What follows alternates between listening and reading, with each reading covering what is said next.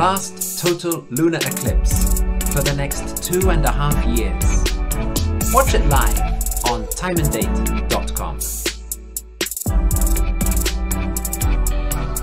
And welcome to timeanddate.live. We're here finally. We've had some technical difficulties, but we're here, aren't we, Graham? Well, here we are. A total lunar eclipse live on timeanddate.com. And Anna, if you're getting a little sense of deja vu, Yep. that's because this is the third total lunar eclipse that we've had in less than 12 months. However, all good things must come to an end, and this is the final total lunar eclipse until May 2021. So that is for the next 2.5 years. And what are we in for today, Graham? Well, today we are in for one of the great wonders of the natural world, total lunar eclipse where the Earth for the next passes 2.5 exactly years. between the sun Watch it live and the moon, on and we can see the timeanddate.com. Earth's shadow moving across the face of the moon and turning it a dramatic red colour. And we can already see a shadow finally. We've had some technical difficulties, but we're here, aren't we, Graham? In Morocco. Well, here we are. That's right. So the picture we're looking at here, this is coming from on timeanddate.com mobile observatory. Anna, if you're getting a little sense of deja vu, the gateway to the Sahara, because this is the third and total what we're looking at here is, as you say, we can see the moon starting to really darken from all good things must come to an end, and this is the final face of the moon lunar eclipse until May 2021. We're looking here, so that is for the next 2.5 years. Penumbral stage of the eclipse. This is where the moon is moving into the lighter part of the we are in for one of the great wonders of where the natural world is where moving into the very darkest part of the exactly Earth's that will be beginning in and the moon. Just a few minutes we can see the Earth, so we are starting to see this moving across this very noticeable darkening it on the moon's dramatic red and we've got a special news, and we can already see a shadow bottom of the screen. You guys can see there how they're from Ouarzazate, and we've got a timeline there, and how we're that's right. So the picture we're looking at here, this is coming from the Time and Date. That's right. This timeline is showing Ouarzazate for the next the 3.5 hours to the Sahara of our in Morocco live stream. And so, as you say, what we're looking at here is, as you say, we can see the moon starting and that is where really dark and start to see the moon really get eaten away on the face of the moon, start to disappear in front of us until we reach that central stage. This is called the penumbral. This is when stage of the moon is completely covered by the Earth's moving into the lighter. We will start to see it turn shadow, the partial eclipse stage. And we do have a schedule. We might try to get that up. Is moving into the very darkest part of the Earth's shadow. That will be beginning in just a few minutes time. So we are starting to see this very that's right. So we've got the times up here in UTC, and we've got a special news service now. This eclipse is visible from anywhere on the nighttime side of the Earth. So if you are anywhere, that's right. This timeline is showing our plan for the next 3.5 hours of our live stream. So as you say, we're just about to move from the penumbral stage into the partial stage, and that is where we will start to see the moon really get eaten away. The moon's disk will start to disappear in front of us until we reach that central stage, the total stage. And this is when the moon is completely covered by the Earth's shadow, and at this point we will start to see it turn that red shade. And we do have a schedule. We might try to get that up. There you go. So we're already well into the penumbral eclipse, and we're closing in on our partial eclipse. That's right. So we've got the times up here in UTC. This eclipse is visible from anywhere on the nighttime side of the Earth. So if you are anywhere where the sun has set and it's nighttime, then if the weather is good, you will be able to go outside and see this eclipse. And we do have a map we can get up. Here you go. We can look here at where most of people that can see the eclipse here. Right. So all of North America and South America can watch tonight's eclipse. So in the United States, we are coming up to it's 7:30 on Sunday evening over on the West Coast in Los Angeles. It's 10:30 in the evening on the East Coast in New York. So North America, South America, and over in Europe and the western half of Africa, where it's now very early morning, where we're starting to come towards the dawn. This eclipse is also visible in the very early hours of the morning. And we're hoping for some images maybe from Norway. It depends on the rain and the clouds. But from our location here in Stavanger, Norway as well. Right. And we are hoping to bring you images tonight from locations across the globe. We have our own mobile observatory in Morocco, as we've said. We also have pictures coming to you tonight from Nashville, Tennessee, from Kourou in French Guiana, and from Cordoba in Argentina. So we have the Atlantic Ocean staked out there with our 4 locations. The problem, Anna, is going to be the weather. Yeah. And none of our locations have an ideal weather forecast for tonight. And we've been looking at some of the pictures we've been getting from Nashville already, and we're seeing the moon sort of peeking through the clouds occasionally, but all of our locations are struggling a bit with the weather tonight. So that is going to be our big challenge. We've got our cloud coverage map up here at the moment, that which shows you where historically the clouds are this time of year. So you can tell that we are streaming from some locations that could experience some clouds. Right. It is a very the Western Hemisphere, which is the nighttime side of the Earth. It is very cloudy this time of year. So that has been our problem. Our mobile observatory we sent there to Morocco in North Africa, simply because, as we can see on this map, that is one of the best areas on the globe at this time of year for low cloud coverage. But even there in Ouarzazate in Morocco, it's not a perfectly clear night. So we're struggling everywhere with clouds tonight, Anna. But the moon in Ouarzazate looks great. Let's get that up full screen and have a look there. See if we can get it going. There you go. At the moment, no clouds.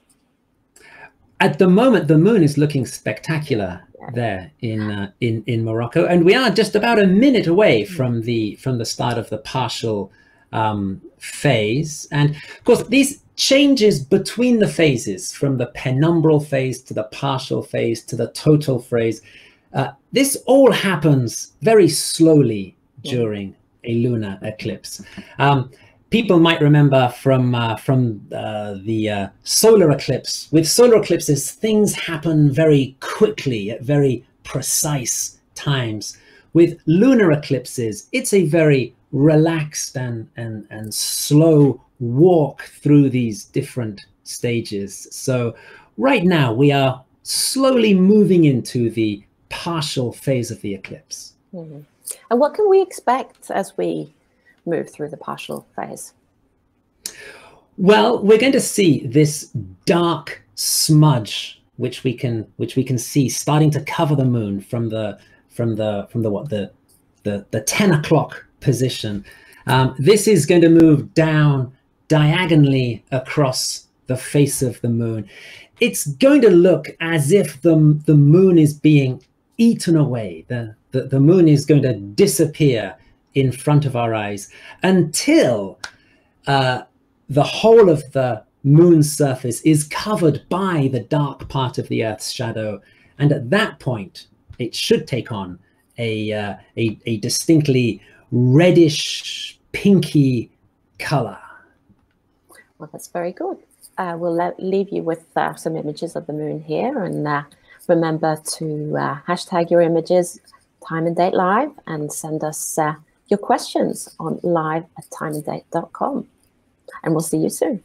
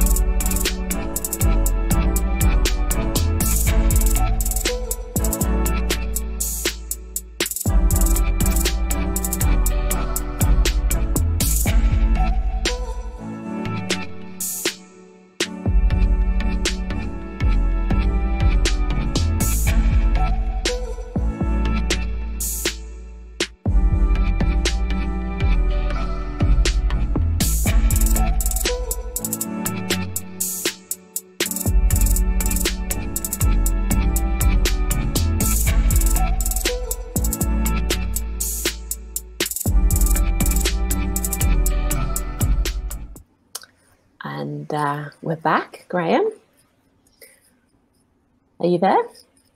And I'm here, yes. Good. And here we are back. Yeah. And so we were talking a little bit about what happens during total lunar eclipse, but we've got a cool little animation here from our Night Sky Services. And you might want to explain what is actually happening here. This is the moon animation over New York. That's right. What we're looking at is this is the night sky as it appears tonight in New York. We're looking here at the next few hours where the Earth's shadow is moving across the surface of the moon. It's eating away the moon until the moon is completely covered and it turns that reddish color. Then after that, about an hour after it turns red, the partial phase begins again and the Earth's shadow begins uncovering the moon once more. We're seeing this loop playing here to show how that will look from New York. Now, you may notice that the shadow seems to be eating away the moon from a different direction to what we're seeing on our feed from Morocco. That's because Morocco is, this is all happening in the early hours of the morning. It's happening before sunrise. The moon is getting close to setting. Over in New York, this is all happening closer to moonrise. It's happening in the evening. The partial stage in New York is starting at 10:30 on Sunday evening. In Morocco, it's all happening in the early hours of Monday morning. So that means that we're seeing different orientations of the moon, and we're seeing the Earth's shadow move across the moon in different directions. And how long does this take? Sometimes it takes longer. Last time we were here together, we had a 5-hour show. This time, 4. Well, that's right. 6 months ago, when we were here, we were covering back then it was the longest total lunar eclipse of the 21st century. It was 1 hour and 45 minutes. Tonight, totality is lasting just over 1 hour. It's lasting for 62 minutes. The difference is the moon is going into the Earth's shadow to different degrees. 6 months ago, the moon really went through the very center of the darkest part of the Earth's shadow. So it took a longer time to travel all the way through the shadow. Tonight, the moon is more just dipping in to the top half of the dark Earth's shadow, so it's moving through in a quicker time. So totality will be lasting 62 minutes tonight. But we still you people in America get to stay up late, don't they? Because they've got a holiday tomorrow, haven't they? That's right. Now, one of the great things about this eclipse is for anybody watching in the USA, this really is a prime time eclipse because it's all happening on a Sunday evening. Plus, tomorrow is the Martin Luther King Jr. National holiday. So most people have no work tomorrow, no school tomorrow. So it really is a great chance to stay up late and to wrap up warm and to get outside and to enjoy this great spectacle in the nighttime sky. But if you're struggling with clouds, like we are at several of our locations, then maybe you want to watch us stream it here at timeanddate.live. You can send us your questions at live@timeanddate.live.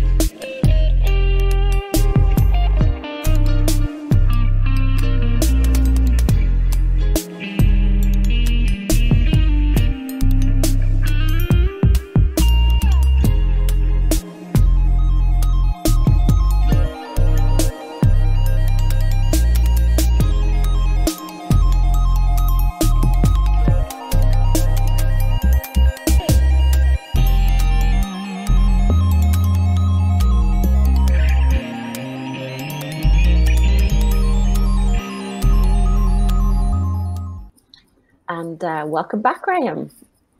We've been looking at some beautiful live images from Ouarzazate, from our moon in Morocco, from our mobile observatory there.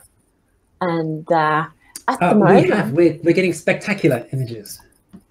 Yeah, but the other guys are really clouded up, so we're relying on our mobile observatory down there in Ouarzazate. So now we're looking at, we've got an illustration here. It illustrates what happens during a penumbral lunar eclipse. And I was hoping you could kind of take us through that, Graham.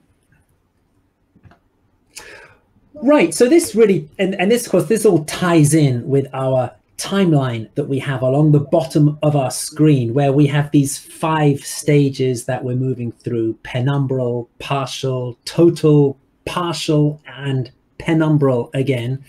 So right now we are coming up to halfway through the first partial stage. Yes, these diagrams will help us to understand these various phases of the eclipse a bit better. We can see on the diagram here, we have the sun over on the left, the earth in the middle, and then the moon on the right. And we can see that the earth is casting 2 kinds of shadows.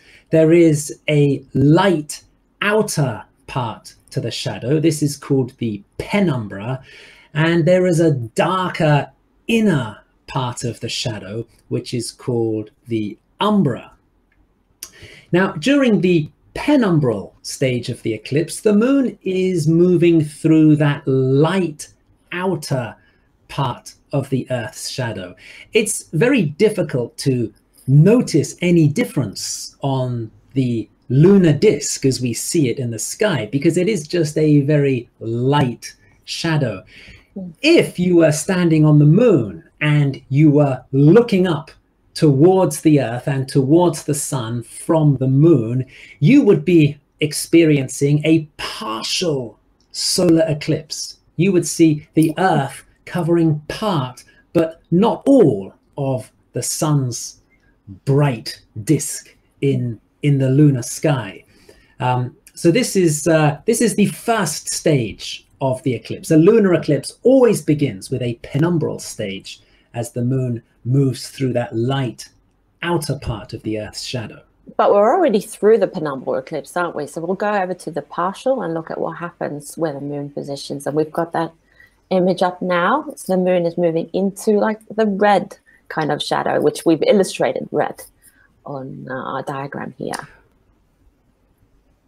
Right. So this is stage 2 of a lunar eclipse, and this is where the moon begins its journey into the dark inner part of the Earth's shadow. And if you are standing on the moon at this stage, as you move into the umbra, as you move into the darkest part of the shadow, this is where you would see in your sky on the moon, you would see the Earth start to cover up the sun completely, and you wouldn't be able to see any of the sun directly in the sky as you're standing there on the moon. And this is the stage that we're at. Now, if we can see in the top right-hand corner of our screen, we can see the live pictures from Ouarzazate. The dark half of the moon, that is the half of the moon that is now completely covered up by the dark part of the Earth's shadow. The lighter half of the moon, that's where the moon is still coming through that outer part of the Earth's shadow, still coming through the umbral, the penumbral part of the Earth's shadow. And if we get up what happens with the total lunar eclipse, yep, we've got our illustration here. Now the moon is completely into the main shadow of Earth, so to speak. Exactly, and this gives us totality, where the whole of the moon is within the dark umbral part of the shadow, the total stage of the eclipse. And this is the stage that will be starting for us in about 40 minutes. We will be arriving at this stage tonight, when the whole of the moon is covered by the darkest part of the Earth's shadow. And this lasts for a while, doesn't it? So tonight this will be lasting for 62 minutes. So the moon is going to take just over an hour to move all the way through the umbra until it will pop out the other side back into the penumbra. And that's when we have our second partial phase. And finally, it moves through the final part of the penumbra. And that's when we have our final penumbral stage of tonight's eclipse. So we have a little time lapse from last time when we were in Santorini filming from our mobile observatory there. And we thought we might show you that. And we'll see you soon on timeanddate.live. Send your questions to live@timeanddate.com and hashtag your images timeanddate.live.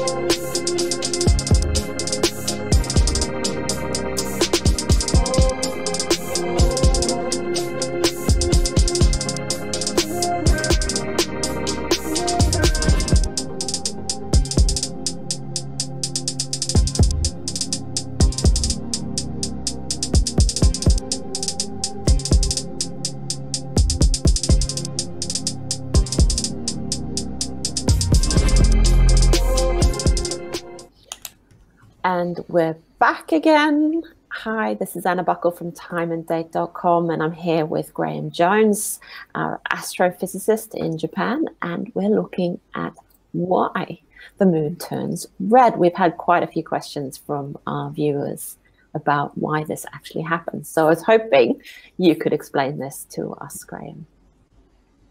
Right. So it is a really fascinating question. Why does the moon turn red? If we think about what's happening on the surface of the moon, if we were standing on the moon at the moment, looking up into the sky, we would see the sun completely covered, completely blocked by the Earth, and we wouldn't be able to see any direct sunlight reaching us on the surface of the moon. Now, if the Earth was just simply a big rock in space, then that means that on the moon, everything would be in complete darkness because there would be no sunlight reaching the surface of the moon directly. However, the Earth is not just simply a big rock in space. It's surrounded by an atmosphere. It has an atmosphere of air, a layer of air which is about 100 kilometers thick.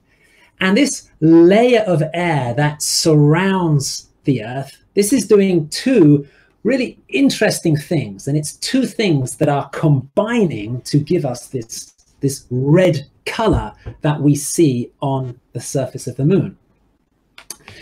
The first thing that is happening is we're getting scattering of sunlight. When sunlight enters the Earth's atmosphere, it scatters. It gets scattered in all directions, and different wavelengths get scattered at different amounts. And the blue part of the visible spectrum, light is a mixture of lots of different colors.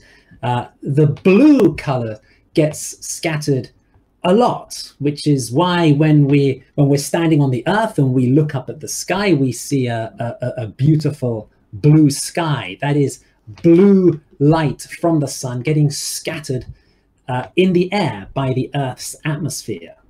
And we can already see from our tile, from our moon up in the corner there from Griffith Observatory, that it's actually starting to turn a little bit red because we're edging in towards the total phase of our eclipse. Right, so we are just a couple of minutes away from the start of totality. So we are now going to start to see this reddish color. Any part of the moon that is already in the dark part of the Earth's shadow will already be this red color, but we can't really see it from here on the Earth until the whole of the moon has been covered by the Earth's shadow, because when we still have that little bright crescent, our eyes cannot adjust to the contrast, and we simply cannot see that red color until the whole of the moon has darkened. And then this color becomes apparent. Again, we've just switched to our picture from Morocco, and we can also see there. Yes, we can start to see it is. We are beginning to see this this little red color. Yes, yes. So going back to what is happening in the Earth's atmosphere, the first thing is that the light is being scattered. Blue light is being scattered away, scattered out of the sunlight. The second thing that is happening is that sunlight is being bent. This is something called refraction. It's something you can see if you have a glass of water and you put a drinking straw in it. You can see that the straw appears bent as the light comes from the air into the water and out into the air again. It's bending, it's changing direction, and it gives us this very bent image of a drinking straw in a glass of water. Well, the same thing is happening to the light from the sun. The first thing that's happened is that all the blue light is getting scattered away, so it's becoming reddish. And then this reddish light is being bent by the Earth's atmosphere, and it's being bent towards the moon. So even though the moon is hiding in that dark part of the Earth's shadow, even though the moon can't see the Earth directly, the Earth's atmosphere is bending this reddish sunlight around the Earth and sending it towards the moon. Is it always red? It's it can be a variety of reddish tints. It does depend on what is happening in the Earth's atmosphere. It depends on the situation with clouds. If there have been things like volcanic eruptions, which throw a lot of particles up into the Earth's atmosphere, this can affect the scattering of light, and it means that the color of the sunlight that is being bent towards the moon can take on different shades. So sometimes it is a very pinky red, sometimes it's a very muddy brownish red. As we are looking at the pictures here, it does seem on these pictures to be a slightly darkish red. Although, of course, the best way to really judge the color is to get outside and have a look at it directly, because, of course, the colors we're seeing on the screen here, these are dependent on the equipment that we're using to bring you these pictures. It depends on the camera and on the filters. But yes, every lunar eclipse does have a slightly different shade to it. And we're coming up towards pretty much the totality now. How many minutes left? We've got a couple of minutes left. Right. Well, we are into totality. We are. Yep. Now, yes, totality began just about a minute ago. We can still see that the top right corner of the moon, as we're looking at the pictures here from Los Angeles, that's still looking a little bit brighter than the rest of the moon. That's because that part of the moon has only just moved into the full dark part of the Earth's shadow. But we are now into totality. The only light that is reaching the moon is this reddish light that is not reaching the moon directly. It's being bent around the Earth and sent towards the surface of the moon. It's very cool. So now we're going to look at this for another hour to look at of the Earth's shadow. Yeah, we will see this reddish color change, and it should become a deeper red. In about, well, in half an hour's time, we will be at maximum eclipse. This is the point where the moon is at its deepest point in the umbra. At that stage, we should be seeing a very different kind of red tint to what we're seeing at the moment, at the very beginning of totality. So if you have clear skies, now is the time to run out and watch totality, watch the moon become redder and redder, and come back to us and let us explain a bit more about why this happens on timeanddate.live. Send us your questions at live@timeanddate.com and hashtag your pictures at timeanddate.live.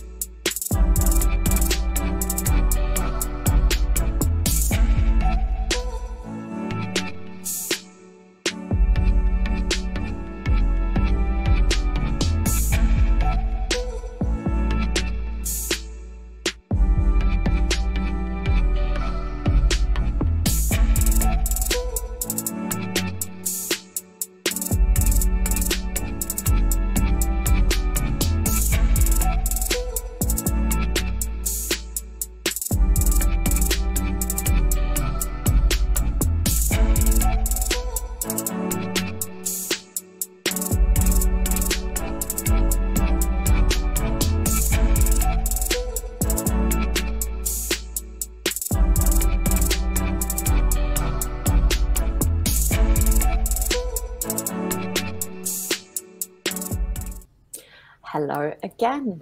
So at the moment, we have a map showing all our locations that some of them we're streaming from, some of them you're not really seeing images from at the moment because that's how eclipses go, right, Graham? Right, absolutely. So, I mean, we have been looking at some beautiful pictures from Ouarzazate, from our team in Morocco. We've been looking at some beautiful pictures from the Griffith Observatory in Los Angeles. You and I have also been looking at our little screen of live feeds from our different locations around the world, and you know, we've been looking at a lot of black squares on the screen because yeah, we have been really struggling with clouds around the world with our locations tonight. So on the screen now, we have our 5 locations. So firstly, on the right-hand side, that is Ouarzazate. That is the picture we are seeing in the top right corner of our screen at the moment. Over on the left side of our screen, we have Los Angeles in California. Our great friends at the Griffith Observatory in Los Angeles. They have had some luck with the weather and the clouds tonight, and they have been providing us with some great images from Los Angeles. Beautiful images, right. Now, just to the right of Los Angeles, we have a little marker in Nashville, Tennessee, and we have had Theo Wellington, who has been out in Warner Park, which is about 8. Right. It's so this is just outside of Nashville, and it's there's a wonderful nature park there called Warner Park, and tonight they are having a big star party with hundreds of people coming from Nashville out to watch this eclipse from Warner Park. But, well, we've been looking at the pictures from there, and we have occasionally seen a very pale moon, just very briefly appearing through the clouds. But before we can bring you any pictures on our live stream, it's disappeared again. They have really been struggling with cloud and with rain and with snow, and everything has been happening in Nashville. Theo does tell us that they have been roasting marshmallows there, at least star party. Fun. Right. I mean, so it sounds like everybody is having fun, and I mean, sometimes if all you manage to do is just catch a brief glimpse of the eclipsed moon through the clouds, you know, that can be fun, trying to spot the moon through breaks in the clouds. But we're really sorry that we haven't been able to bring you any pictures from Nashville so far. And, you know, this is all so far. Maybe we can get some luck, and maybe some clouds will be clearing later on. And the same for Kourou. Right. So in Kourou, we have our friends at the European Space Agency office at the European Spaceport in Kourou, and well, they've been set up there for the last few hours, patiently waiting for some break in the cloud. But they are also struggling with rain there in Kourou in French Guiana. So again, we haven't been able to bring you any pictures from there. That is Cléciane de Costa Maciel and the great ESA team in Kourou. We really hope we can bring some pictures from there. later on as well.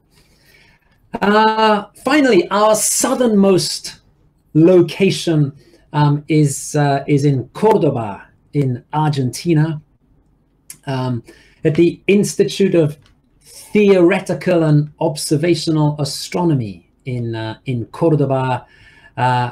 We have Diego and his team there in Cordoba.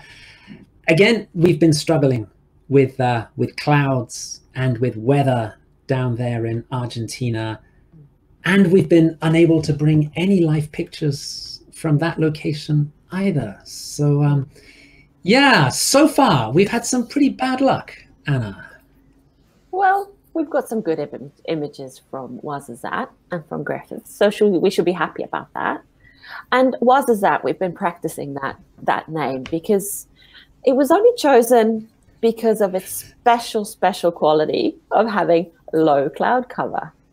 And down there we have Time and Date Mobile Observatory, and our CEO here at Time and Date, Stefan Thorsen, is there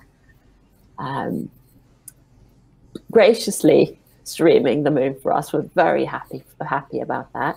And when we come back, we'll have a little chat with him and hear if he's freezing his fingers off, if he's struggling with clouds, or if he's doing okay down in Morocco.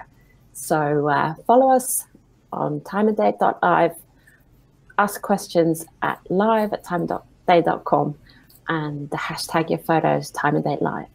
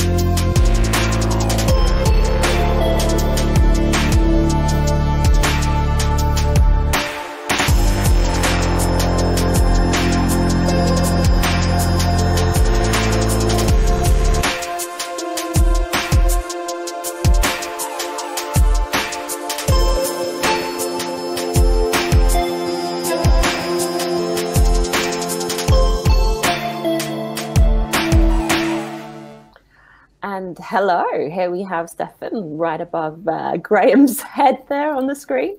Hi, Stefan. Hi, Anna. How are things in Morocco?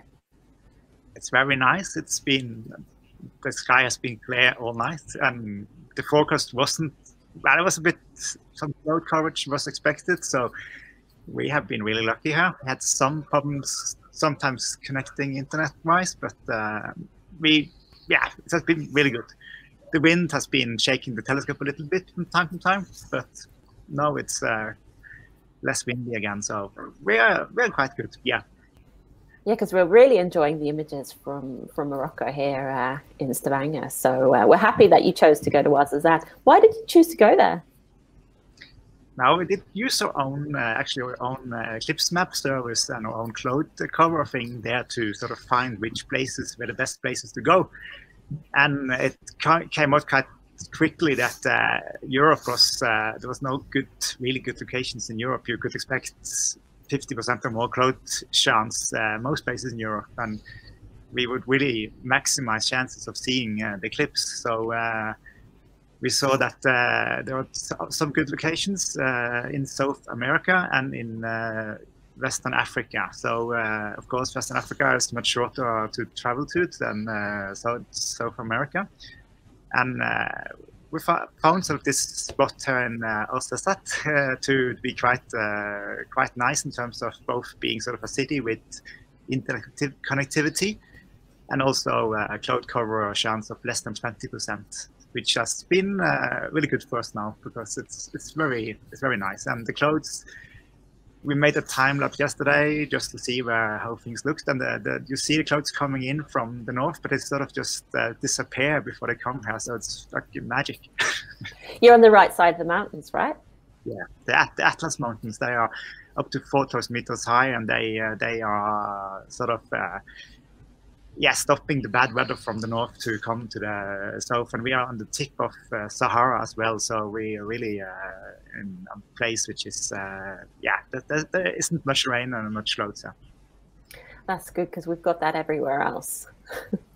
And what kind of equipment do you need to take to do something like this? Now we have a lot of equipment. We have a telescope, isn't so big, and quite a few PCs and quite a bit of internet devices to get connected through whatever Wi-Fi's and cellular and whatever we can find. And part of the struggle here has been we have had 2 days to prepare here, and we had sort of had spent quite some time to get good connectivity. And it's been stable most of the time. We have 2 dropouts so far, but we have been quite fortunate to have relatively good internet connection. It's very good to hear. And it looks very cold. Is it cold? Yeah, I have 4 layers of clothes here, but no, it's a bit. But sitting still is a bit sort of cold. But it was. There was much windier yesterday, and that would have been much colder, so we aren't that bad. That's good. That's good. And we have a great view just looking up. You can just sort of look at the moon up there, so that's a fantastic place to be, watching this live with my own eyes as well as filming it and sending it to all our viewers. Are you jealous, Graham? Well, I am. I mean, I have to say, Stefan is looking very cold there, so I'm possibly slightly less jealous than I was 6 months ago when Stefan was in Santorini in the Greek summer covering the last eclipse. Yeah, no, Stefan, you really have one of the best views anywhere on the nighttime side of the Earth, it would seem. Are there many people out watching the eclipse? Has there been much of a buzz there about the eclipse happening tonight? Not that I know. There are morning prayers at the moment. You might hear them in the background. Other than that, it's just us and the dogs in the neighborhood, which has been having out this morning. So we haven't seen anything or read anything about this eclipse here, but we have been in a bit of our own bubble here, so we haven't really sort of done, socialized with the locals in a way. So we don't really know if the people here really care or know about this thing. Well, we're very happy that you care, Graham. No, Stefan, because if not, we wouldn't have these beautiful images coming from for us from Ouarzazate in Morocco. Thank you so much for talking to us. And thank you to you guys watching us, and come back soon on timeanddate.com/live.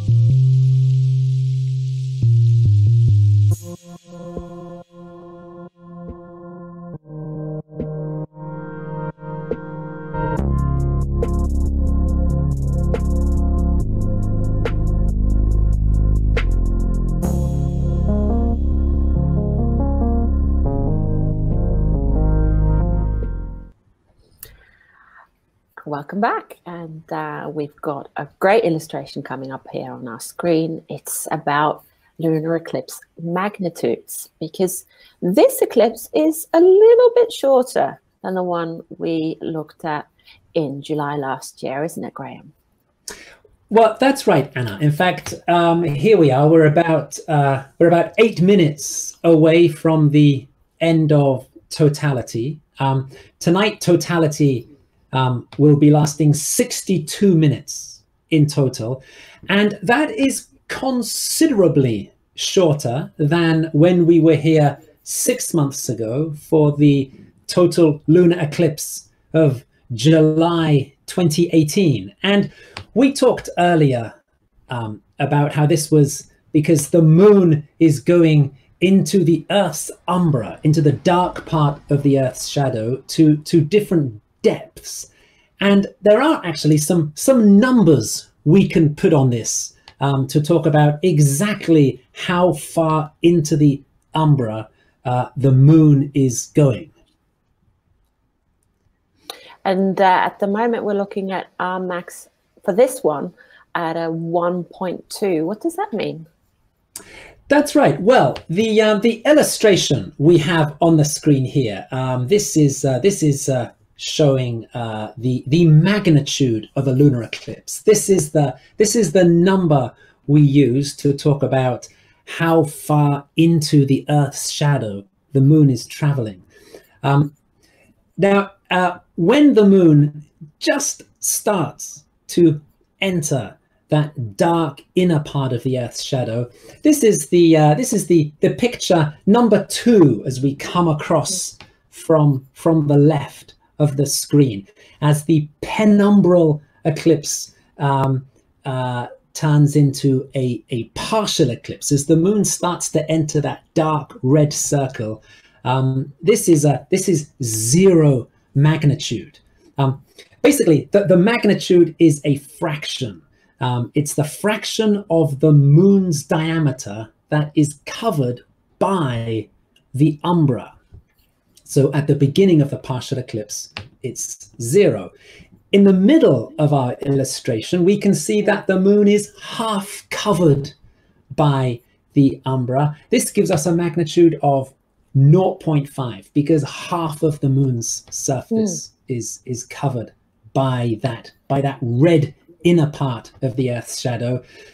As we continue moving across to picture number 4 in our diagram, as the moon fully enters the umbra, at this point exactly all of the moon's surface is covered by the umbra. That gives us a magnitude of 1. And then the moon moves deeper into the umbra. Now, 6 months ago, the moon really passed through the very center of the umbra. That gave us a magnitude of 1.6. It went right through the very center. So it took 1 hour and 3/4 to make its journey all the way across the umbra. So it had a very big magnitude. Tonight, the moon is passing more towards the top part of the umbra, not quite through the middle. The magnitude is less. It's 1.2 tonight. That means the moon is spending less time in the darkest part of the Earth's shadow. And that's why we have a shorter totality tonight. And in fact, totality will be finishing in 2 or 3 minutes. Yeah. And what will we expect to happen then? Does the magnitude go back down, or is the magnitude a number that adjusts itself as to where the shadow is? Well, that's right. So throughout every part of the eclipse, the magnitude is changing. At the maximum eclipse, which was about half an hour ago, this was when the moon was at its deepest point into the Earth's umbra. At maximum eclipse, we had the magnitude of 1.2. Since then, the magnitude has been falling because the moon has been getting closer and closer to the edge of the umbra. In about a minute's time, as we go from the total phase back into another partial phase, that's when the magnitude will come back to 1. Yeah. Because at that stage, all of the moon is within the umbra, but no more. It's only just on the very edge of the umbra. And when we go back in, right, and then when we move into the partial phase, then the magnitude will fall from 1 through to 0.9, 0.8, 0.7, all the way down to 0 when the second partial phase finishes and we go back into another penumbral stage.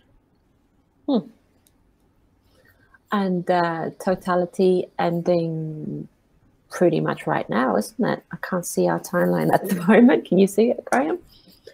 Yes, so totality is ending right about now. That's right.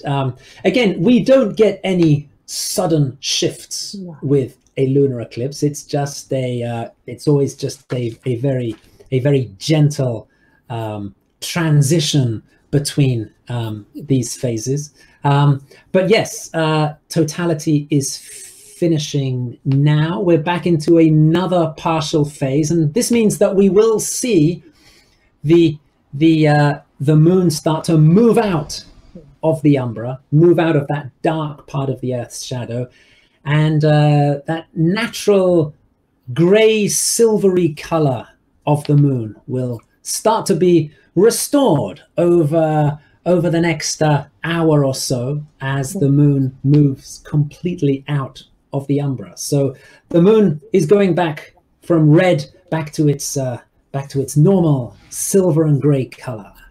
And opposite of what we were looking at when we were looking at we're going towards the totality. That's right. It's exactly the same thing, just happening in reverse now. So yes, before we saw the moon getting eaten away by the Earth's shadow, now the moon is slowly getting spat out again from the Earth's shadow. It's getting uncovered once again.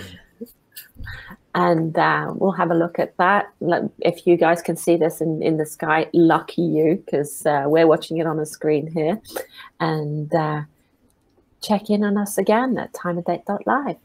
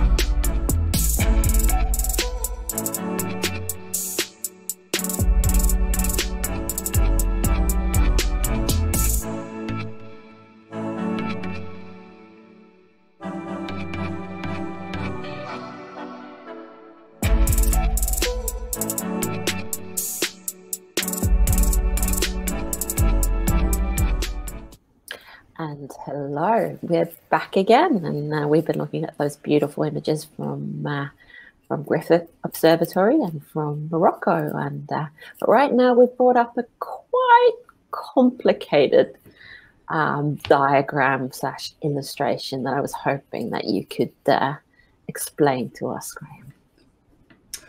Right. Okay, so the situation tonight is that totality has finished. And we do know that the next totality, the next time we see the moon totally eclipsed, this will not happen for another 2.5 years. We have a very long gap coming up with no more totality, with no more total lunar eclipses. And there is a good question, you know, why do we have to wait so long for the next total lunar eclipse? In fact, an even better question is why do we have to wait more than a month for the next lunar eclipse? Because a lunar eclipse happens at full moon. It's when you have the sun, the earth, and the moon aligned. So the earth is exactly between the sun and the moon. And this is when we have a full moon in the sky. And this is when lunar eclipses happen. So another question is, you know, why don't lunar eclipses happen every month? And the illustration that we have on the screen now is going to help us to explain why we don't get an eclipse every month. What we're looking at here in the middle of the diagram, we have the sun, and then going around the sun, we have the earth. That's the blue circle going around the sun. And then going around the earth, we have the moon. That is the gray circle that is going around the earth. Now, the key thing that this diagram is showing is that the moon's orbit around the earth is not on the same plane as the Earth's orbit around the sun. The moon's orbit around the earth is tilted by about 5 degrees. And over on the left of our illustration, we can see what the result of this tilt is. On the left-hand side of the picture, we can see a new moon and a full moon. At the very far left of the picture, we can see the full moon to the left of the Earth as we're looking at it. If you were on the nighttime side of the Earth looking up, you would see a beautiful full moon in the sky. But we can also see on this diagram that we would not get an eclipse in this situation, because although the sun, the earth, and the moon are more or less aligned, the moon is actually too low to go into the earth's shadow. So we're not getting a lunar eclipse in this situation. And for most new moons, for most full moons, this is what happens. We can see a full moon in the sky, but the moon is just either a little bit below or a little bit above the earth, and so it's not passing into the earth's shadow. This is also the reason why we don't get solar eclipses every month. If we look at the moon just to the right of the earth on the left-hand side of the picture, that is a new moon as we look at it from the earth. Again, there we're not getting a solar eclipse, because in this situation the moon is just a little bit too high. We can see the moon's shadow stretching out into space, but it's not reaching the earth because the moon is just above where the earth is on our diagram there.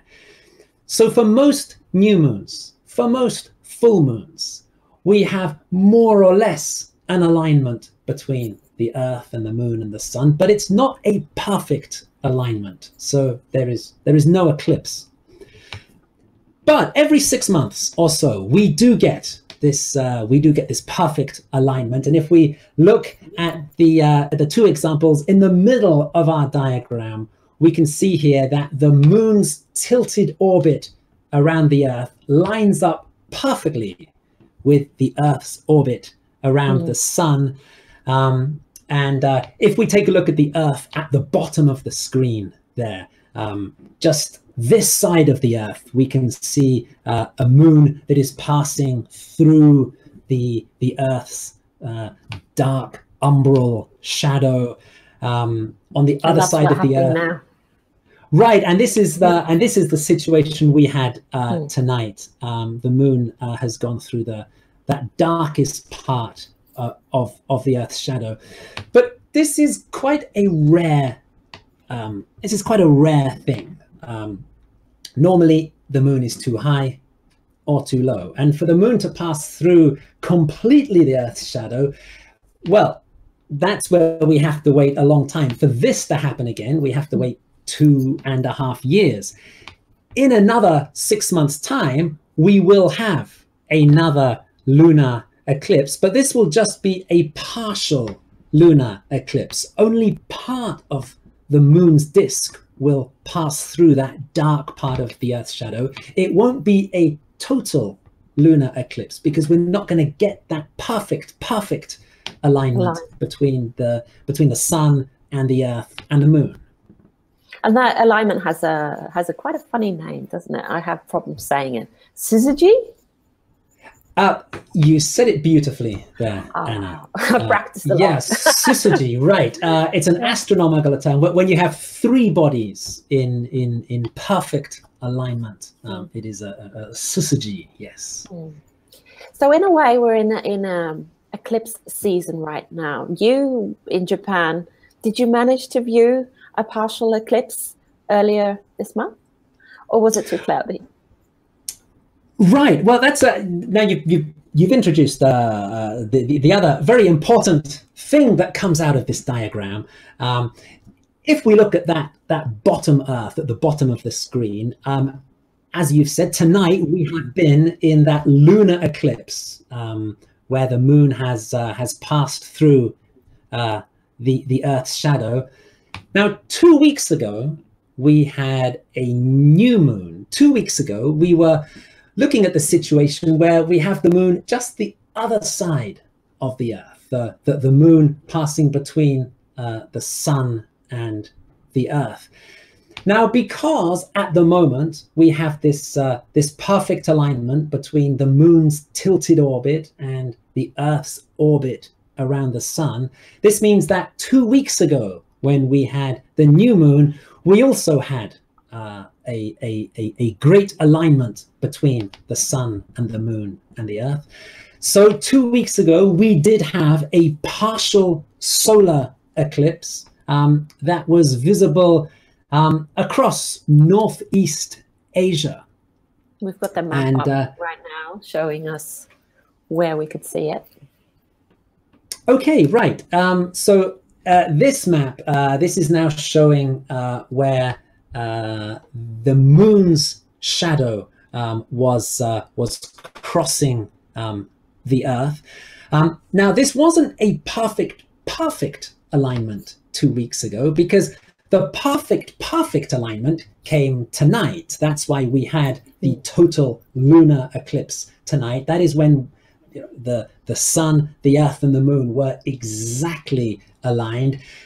2 weeks ago, the three bodies were almost aligned, but not quite as perfectly, because this was 2 weeks ago. So 2 weeks ago, during the new moon, we had a solar eclipse, but it wasn't a total solar eclipse. It was only a partial solar eclipse, and it only covered this very small part of the Earth's globe, part of the North Pacific and Northeast Asia. And yes, this was the partial solar eclipse of 2 weeks ago. And can you have two perfect eclipses? Can you have a total solar eclipse and a total lunar eclipse in the same season? You cannot have two total eclipses together, because you can never have that perfect alignment lasting for that long. If you're going to get a total lunar eclipse, you would have a partial solar eclipse either 2 weeks before or 2 weeks after it.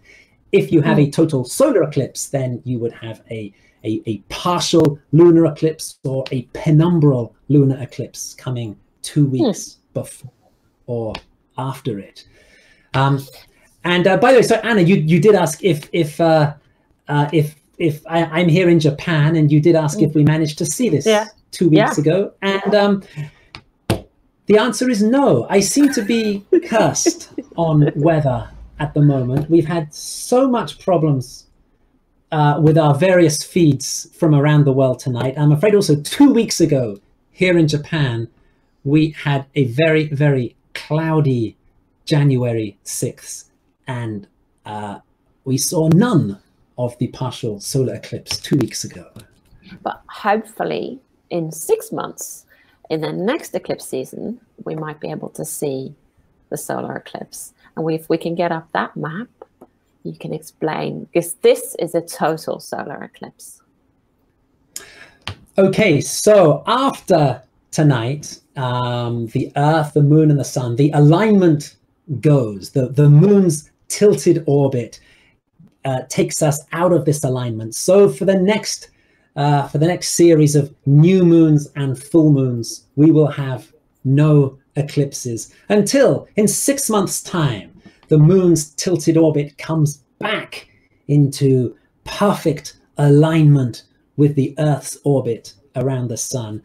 And this time, it will be perfectly aligned at new moon.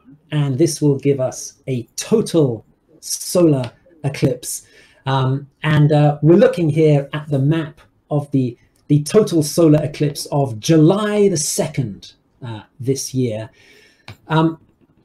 The light gray area is showing the part of the globe that will see a partial solar eclipse. In the very middle of that gray area, we have that very, very narrow red line that starts in the South Pacific and ends in Argentina, very close to Buenos Aires. This very narrow red strip is the path of totality. This is the area where a total solar eclipse will be visible, but that is a very, very narrow path. It's only about 100 kilometers wide. But if you can get to somewhere on that narrow red path, it's passing through Chile and through Argentina, then that is where the next total eclipse will be happening, the total solar eclipse on July 2nd. And what's the difference between a solar eclipse then and a lunar eclipse when you can only see it in a narrow 100 kilometer belt like that, like you explained? Why are they so different? Right. Well, the big difference between the two eclipses is that the Earth is much bigger than the moon, so the Earth's shadow is much bigger than the moon's shadow. So when the moon is passing through the Earth's shadow, it can get completely swallowed up by the dark part of the Earth's shadow. Whereas the moon is much smaller, its shadow is much smaller as it extends out into space. And by the time it reaches the Earth, the darkest part of the moon's shadow, the umbra, it's narrowed to just this very narrow strip of this sort of 100 kilometer wide area that's as small as it's got by the time it reaches the Earth. So the Earth only just touches the very edge of the moon's umbra, and that's why you have to be in exactly the right place at exactly the right time to see a total solar eclipse. To see a total lunar eclipse is easy. You just have to be anywhere on the nighttime side of the Earth, because the whole of the moon has got eaten up by the Earth's shadow. And that's our cue to get up that map we were showing earlier with our locations. Here we have it. We show that here there's no belt. It's where it's dark. That's where you can see the total lunar eclipse. That's right. That's right. Now, the only difference we have in shading is on the left-hand side and on the right-hand side. Of course, the thing to remember is that the Earth is rotating, and that this eclipse is lasting for a few hours. So some parts of the globe will be entering the nighttime side of the Earth as the eclipse is in progress, and other parts of the globe will be leaving the nighttime side of the Earth. The sun will be rising, it will be dawn, and they will be entering the daytime side of the Earth. So over on the right-hand side of this map, the different shadings show where the moon will be setting during the eclipse. On the very right-hand side, the part going through East Africa, well, the moon set during the penumbral stage of the eclipse, or it's set during the partial stage of the eclipse.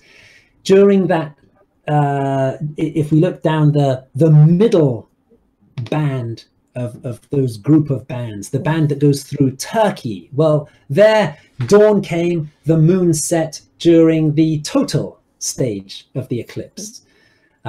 So that's the only difference with these different shadings on this map. But yeah, with a lunar eclipse, you just have to be on the nighttime side of the Earth. And of course, the other thing we know, Anna, is that you need a clear sky. Yeah, we've learned that definitely tonight. We've learned that tonight. So let's cross our fingers that we keep our clear skies until we're done showing you the rest of this total lunar eclipse. Please keep viewing. We'll take a short break and we'll be back soon.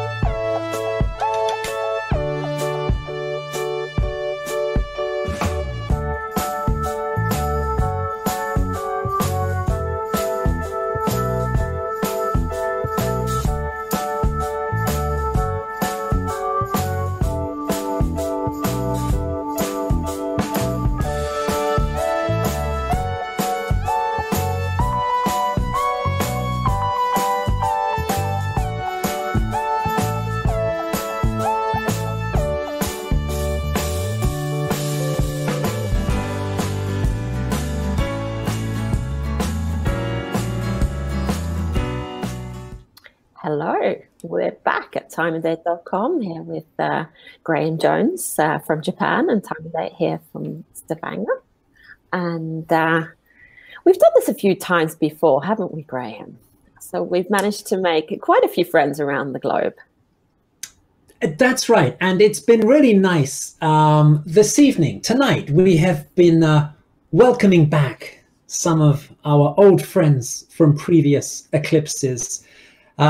So in Nashville tonight, we have Theo Wellington, who has been at a star party in Warner Park in Nashville. And sadly, we have not been able to bring any eclipse images from Nashville. We do have a note from Theo to say that it's minus 6 degrees centigrade in Nashville. They've had problems with snow.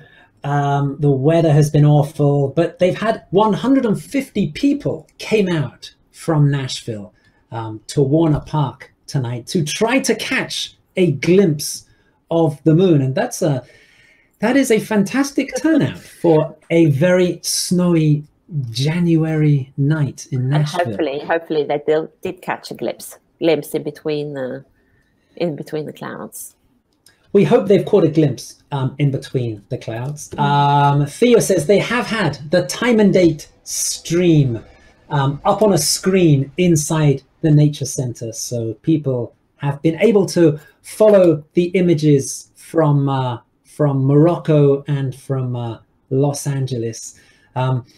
But yeah, it's Theo is a very good friend of timeanddate.com, and then yes, also we had a message from Matt in Perth at Perth Observatory, and they have been shouting out for us streaming our eclipse because they can't see it. They're not on the night side of the Earth. But last time and the time before, they were actually helping us stream the eclipse. So hi to Matt. Yes, yeah, big thank, yeah, Matt Woods at the Perth Observatory. Yes, Perth is very much on the daytime side of the Earth at the moment. So no eclipse for Australians today. But yeah, thank you to Matt, another old friend who has been doing some, giving us some great support on the internet today. And we've been talking a lot about Kourou. And we consider them good friends. They helped us stream the solar eclipse when our first time Graham and we were talking through a live stream, and they've been struggling with a bit of rain and not being able to give us any images this time. But they do other fun stuff at the European Space Agency in French Guiana, don't they, Graham? Well, they do, yes. So, they are all. We should say they are still all there, set up and waiting in Kourou. And we have a message from Cléciane in Kourou to say they are still there. They are waiting, and they are still hoping that the moon is going to show herself before the end of the partial phase. So. Fingers we crossed. are still still fingers crossed. We are still hopeful to bring you some pictures from Kourou. But yes, Anna, yes, these are also very good friends of timeanddate.com. This is the European Space Agency's office at the European Spaceport in Kourou in French Guiana, and Anna, we've had some questions coming in, and I think we're about to talk about some of the questions that people have been sending in. And a question that people are always very interested in is why does the European Space Agency, why does it have its launch facilities in the South American jungle? That is a very good question. In fact, last week we talked to Charlotte Besco, who is the head of the ESA office at the spaceport in Kourou. And we put this question to Charlotte to try to get the authoritative answer on why the European spaceport is in French Guiana. Well, the key reason, of course, is that French Guiana is not a populated area. There's not many people living in the area. There are not many facilities in that area. So if something does go wrong with a rocket launch, then it's not a populated area where problems are happening. Another important reason for putting this spaceport in Kourou is that rockets and missions can be launched either to the east or to the north. Now, I think a little while ago we had a picture of the map. Have the globe up. Let's try getting that globe up again. And if we can get that globe back up, there it is. There is okay. And this globe shows us that Kourou is in this unique position, in that to the east and to the north there is the Atlantic Ocean. So if ESA are launching rockets to the east, if you're putting a rocket into geostationary orbit, you're launching to the east. Well, there we can see you have a clear path across the Atlantic to the east. If you are launching to the International Space Station, or if you're launching into a polar orbit, you're going to be launching to the north. And we can see from this globe picture that there's also a very clear path to the north into the Atlantic Ocean, yeah. From Kourou. So it is this very unique position where missions can be launched either to the east or to the north. It's also outside of the area of cyclones and earthquakes. And also French Guiana is part of France. It's a French territory. And for all those reasons, the European spaceport is there in French Guiana. We should say, of course, it's out of the cyclone area. It's not out of the rainy area. And there is quite a bit of rain in French Guiana. That doesn't normally affect the launch of a rocket. They're okay launching if there's a bit of rain normally. But of course, rain and cloud is a disaster if you are live streaming a total lunar eclipse. And that's the problem that we've had tonight from Kourou. And we have a whole list of questions. I've got them printed out here, and we can have a look at those. We can take down the globe and get that beautiful view of the moon back, and we can go to our questions. So Toby, he's wondering, what's the story with the red moon? Right, the story with the red moon. Yes. So during totality, the Earth was completely blocking sunlight from reaching the moon directly. The only way that sunlight could get to the moon and illuminate the moon was by being bent by the Earth's atmosphere. There's two things that's happening. First, the sunlight is getting filtered. It's getting scattered by the Earth's atmosphere. That's turning it a reddish color. And then the Earth's atmosphere is also bending the sunlight around the Earth and sending it towards the moon. So the moon is being bathed in this filtered and bent red light. It's all thanks to the Earth's atmosphere. It's filtering the sunlight. It's bending the sunlight. That's where the red color of the moon is coming from during totality. So Michael's question, which is, how does the lights from the sun go around the Earth to hit the moon and create a red light? is basically because the light is bended by the atmosphere, and then. That's right. The sunlight is coming from the vacuum of space into the Earth's atmosphere, and then it's leaving the Earth's atmosphere and going back into space. And every time the light is passing between those different mediums, it's getting bent. This is why when you look into a swimming pool, and if the swimming pool looks very, very shallow, it's because the same thing is happening. The light is getting bent as it comes from the water into the air. It's exactly the same thing that's happening as the light is going through the Earth's atmosphere. It's bending the light.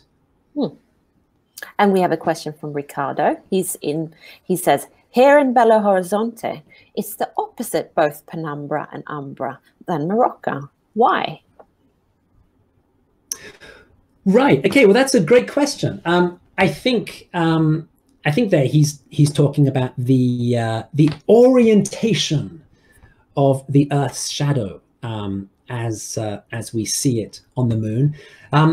We can actually see a very good example of that on the screen right now. Our main picture that we're looking at is coming from Los Angeles, from the Griffith Observatory in Los Angeles. The smaller picture in the top right-hand corner is coming from our Time and Date mobile observatory in Morocco. And you can see that the shadow is in a different position as we are looking at these two moons on our screen.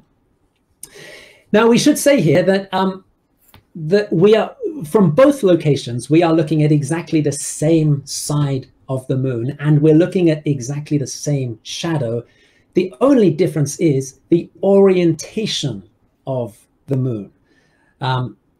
Los Angeles, over on the west coast of America, we are closer to moonrise here. The moon rose a few hours ago, and it's making its way across the sky. In Morocco, we're getting very close to moon set, and as the moon moves across the sky, it is slowly turning, and the orientation of the moon is slowly changing as it makes its way across the sky.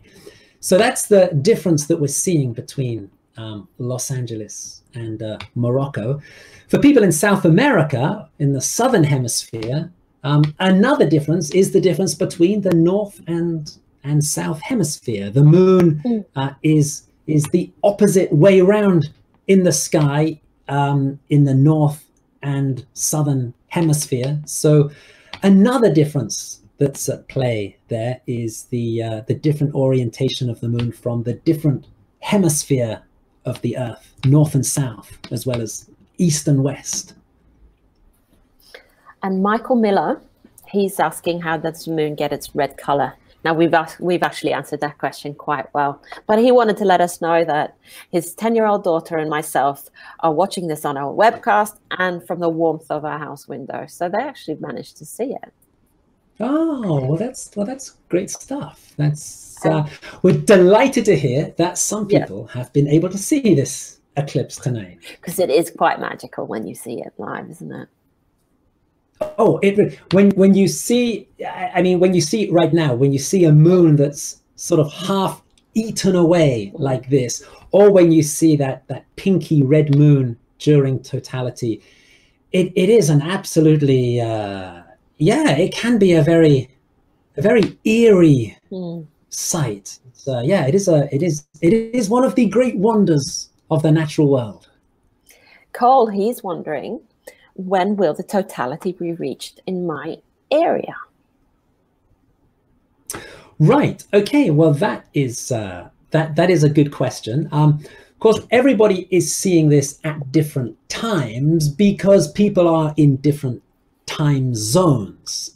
So over on the west coast of America, this all started in the early evening in Los Angeles. For example, the partial eclipse started at 7:30 in the evening, whereas in Morocco, the partial eclipse started at 4:30 in the morning. So there is a difference with different time zones. Of course, one thing we should point out is that there is no difference in when people see the eclipse start. We know that with a solar eclipse, you really have to check the local times for your location, because this is the moon's shadow moving across the earth. So depending on your location, the moon's shadow will be reaching you at a different time. The big difference with a lunar eclipse is that we're all watching the same show at exactly the same time. So the timeline that we're seeing along the bottom of the screen, this is showing us that the partial phase of the eclipse will be finishing in about 15 minutes. Now, we're all seeing different orientations of the moon. It's different times for all of us in different parts of the world, but we all see the end of the partial eclipse at exactly the same time, because we're all watching the same thing. We're all looking up at the same side of the moon, and we're seeing the same Earth's shadow moving across it. Yeah. So Eliana is wondering, when is the next blood moon? The next blood moon, yes, the next total lunar eclipse, to get this very perfect alignment between the sun, the earth, and the moon, we have to wait about 2.5 years for that. It will be May 26th, 2021. So that's the year 2021. May 26th. This totality will be visible again from North and South America, also from Eastern Asia and Australia and New Zealand. But you'll have to be quick. You will have to be quick to see it, because this totality in May 2021, it will only last for 14.5 minutes. Wow. That's 14 minutes. That's very short, minutes. isn't it? That is very short, right? The moon is only just dipping into the Earth's umbra. The magnitude is only going a little bit above 1. It is a very short total lunar eclipse. So yes, May 26th, 2021. Now, Andrew, he's wondering, what would Earth look like if I was standing on the moon? Can you see the sun's corona like in a solar eclipse? Yeah, that's a great question. If we go back to totality, this is when all of the moon turned that red color. If we were standing anywhere on the side of the moon that is facing us, if we looked up into the sky, we would see a very dramatic sight. We would see the Earth blocking the sun. So we would just see this black Earth. We'd be looking at the nighttime side of the Earth above us on the moon. It would be blocking the sun, but all around the edge of the Earth, we would see the sunlight being filtered and being bent towards us. So as we look up at the Earth, we would see it surrounded by this sort of red halo. And it is that red halo that gives the moon its red color. That's kind of acting as like a sort of a red lamp in the sky shining down on the moon. So it would be quite a spectacular sight, looking up at that red halo around the dark nighttime side of the Earth from the moon. we wouldn't be able to see the solar corona. It wouldn't be like a solar eclipse on the Earth where we'd be able to see that very kind of faint and ghostly solar corona. All we'd be able to see would be this this very thin red halo surrounding the Earth. That would be all of the red sunlight being filtered and bent towards us. An interesting thought there, of course, is that what we'd actually be looking at when we see that red halo, we would be looking at the area where the nighttime side of the Earth meets the daytime side of the Earth, because facing towards us as we look at it on the moon, we would have the nighttime side of the Earth. Facing away from us would be the daytime side of the Earth. Between those two areas, we would have this red glow, and we can see this red glow ourselves twice a day, in fact, at sunrise and sunset, when the sky turns that sort of spectacular pinky red color. That is exactly what you would be able to see from the moon looking up at the Earth during a total lunar eclipse. You're essentially looking at all of the sunrises and all of the sunsets taking place on the Earth. You're seeing them all at the same time. I've never thought about it that way. Right, it would be a spectacular sight.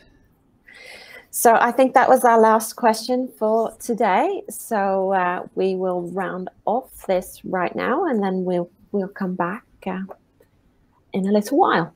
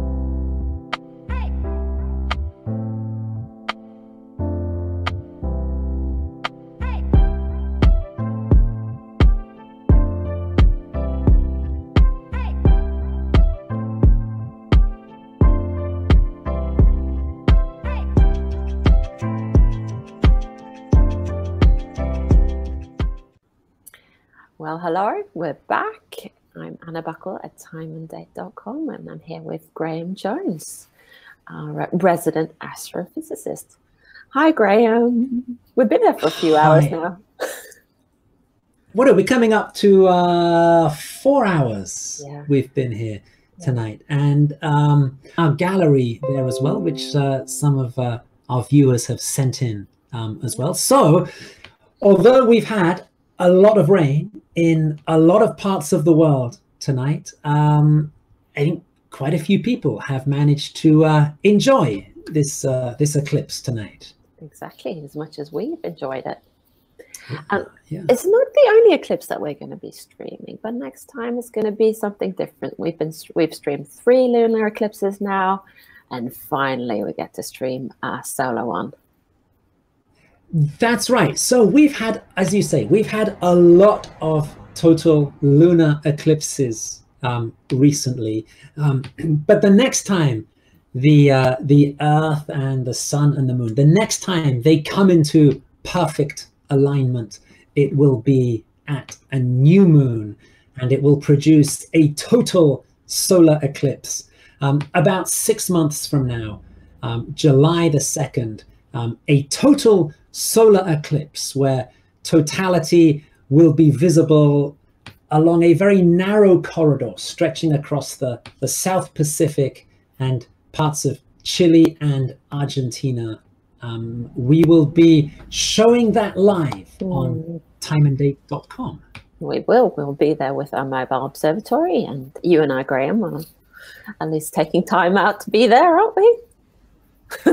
That's right. That's right. And we obviously are hoping for much better luck with the clouds there. This is going to be in the depths of the South American winter there in July. But yes, we are hoping for much better luck. Again. Right. And there's also something called a Mercury transit coming up in November. And that's not something we've done before. Right, that's right. Yes. So this is a little bonus for this year, a transit of Mercury, where we can see the planet Mercury crossing the face of the sun. It's a relatively rare event. It happens about 13 times every century. It is difficult to observe. You do need a telescope, and you do need a proper telescope solar filter to see it, because Mercury is the smallest planet, so it is very difficult to observe.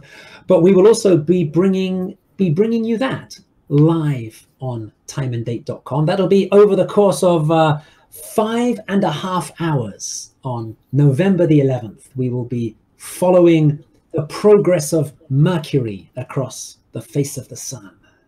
But for now, we're going to say thank you for watching, and we'll see you again in July. And we're going to leave you with some beautiful images from the moon from Wasazati. We're hoping to show the moon coming down across towards the horizon, and it might actually change color again and become a little bit red, won't it, Graham? Why is that? Right. Well, this is for the same reason that the sun can turn a deep reddish or pinky color at sunrise or sunset. It is because the light from the sun is passing through much more of the Earth's atmosphere. So this scattering effect, where the blue light is being scattered away. The reason we see a blue sky normally is because we're looking at blue light being scattered to us from above. When the sun is very low down on the horizon and it's coming through much more of the Earth's atmosphere, more of this blue light is being scattered away. So we're being left with the red part of the spectrum. So that's why we have these lovely red sunrises and sunsets. And the same thing happens with the moon, when it gets very low down on the horizon, it can also turn a reddish color.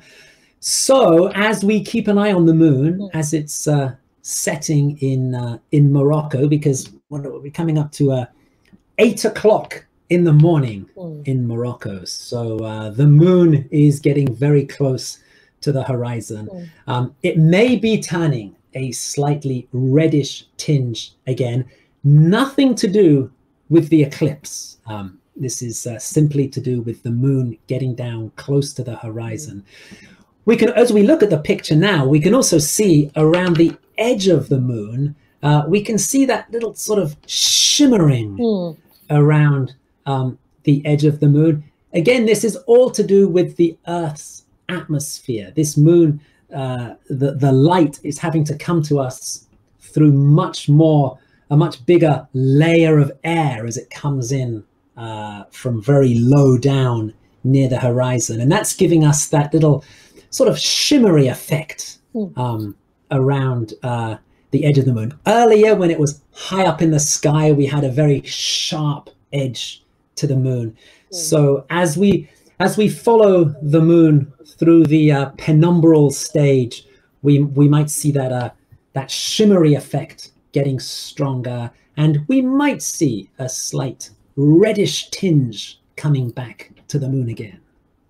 And with that, with this moon, and we're going to keep it streaming as long as we can, we're going to say goodbye for now. And goodbye, Graham. Thank you for spending 4 hours with us again. And thank you for everyone that's watching. And make sure to go on timeanddate.com and check all the fun stuff that we have to offer there on our website. So bye-bye. Bye.